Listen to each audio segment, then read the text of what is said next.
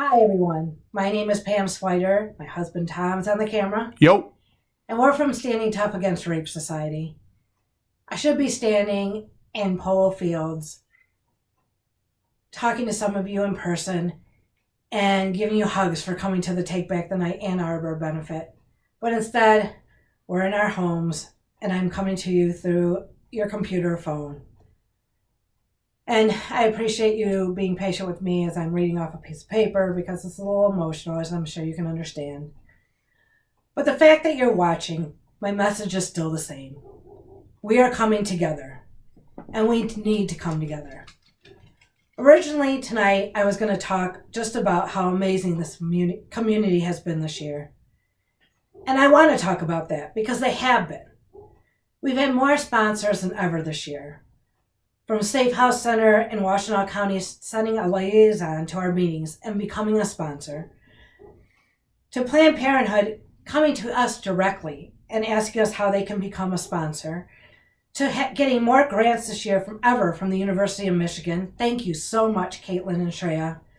To local businesses like Drifter Coffee, stepping up to help us promote our events, and businesses like Prestige Entertainment offering us words of planning advice. And then we have the women from Detroit Women's Chorus working so hard to practice the songs that they were going to be performing at the Take Back the Night Ann Arbor rally. And Jacqueline Friedman, who discounted her fee to make it possible for her to speak at the rally this year. So much good has happened. And then last week, when everything came tumbling apart, all of these people had our backs and said, you know what? Same time next year. Polo Fields talking me through canceling this benefit and making it as fair as possible. Jacqueline Friedman rolling over the contract to next year, just like Prestige Entertainment doing the same thing. My heart was breaking and growing at the same time. My husband Tom and I have been volunteering to put on Take Back the Night Ann Arbor for 14 years, and we've been community leaders for 12 of those years. When we first got involved, we did it because as a survivor, I wanted to help others as I was helped on my path of healing. But we got as involved as we did because at the time, there was only a few dedicated students involved. And we saw a need for a connection, a need for a family in a strange place, a need for togetherness, and a need for a constant. So we decided to take that role on of being a constant, to be there to mentor the students and to grow this group to help survivors first and foremost, of course, but to also cultivate and help the volunteers learn and grow and give them that safe space while they are students at U of M and beyond. And we've seen it through the years. When I get emails out of the blue from people who've graduated checking in on us, letting me know about a new job or someone posting about the rally or sharing a post about it, and you could see their pride about saying how they were involved when they were students at the university. Or a current volunteer asking our advice or asking for a letter of recommendation. Or when we see their smiles as they fill up on our mac and cheese at one of our legendary dinners. But nothing has come close to this year. We backed another group, Roe versus Rape, this year to fight for advisors to be allowed to do the questioning during cross-examination at school hearings at the University of Michigan instead of it being peer-to-peer.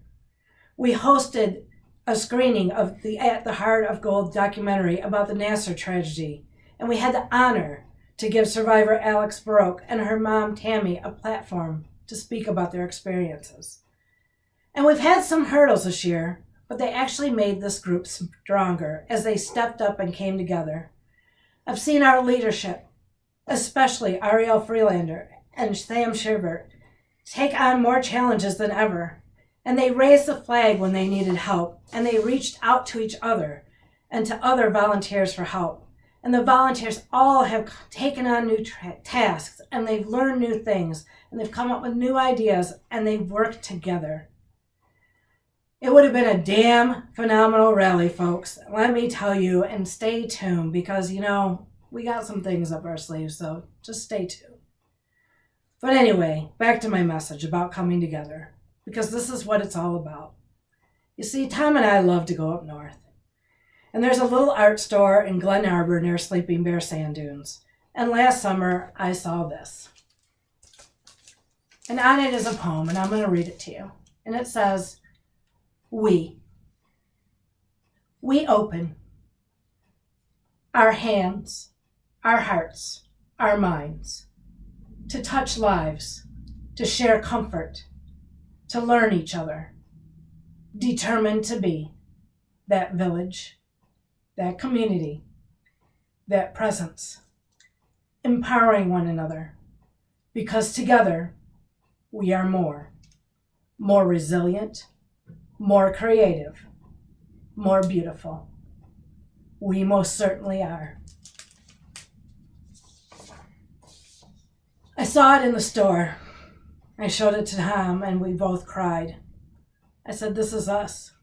This is what we do. And when I told the owner why we were buying it, she cried. She told me her sister wrote the poem and took the picture. And she shared with me that she used to volunteer at SAPAC, which is the Sexual Violence Prevention Center at U of M. We are all truly connected. I truly believe we are. And it is during these times we really need to show how connected we are by coming together. And right now that means staying at home and supporting each other through our computers and phones. And being home so we can support the first responders and the medical community who are hard at work saving lives. I'm so thankful that we have technology to communicate to each other, to stay connected, to come together through this crisis. And so we had to put our auction online because a lot of items have expiration dates on them. There's food in the auction. And we did spend money to plan what we have planned so far in the other events that we did. So we're asking if you have the ability at this time and the extra income to do it, if you can go to our website, which is stars-mi.org, click on the benefit tab, and there's a sticker that says auction, and it'll take you to the online auction. It ends tomorrow, Sunday, at 2 p.m. Please start bidding if you can, and bid lots. I always tell everyone to bid lots. We need your support and appreciate whatever you can do. But above all else, right now, we need everyone to support each other, especially people who have had trauma in their lives like sexual violence. Because this is making that already gaping wound even more raw. I'm someone who went through post-traumatic stress disorder, and as someone who has lived through that, number one, it never completely goes away.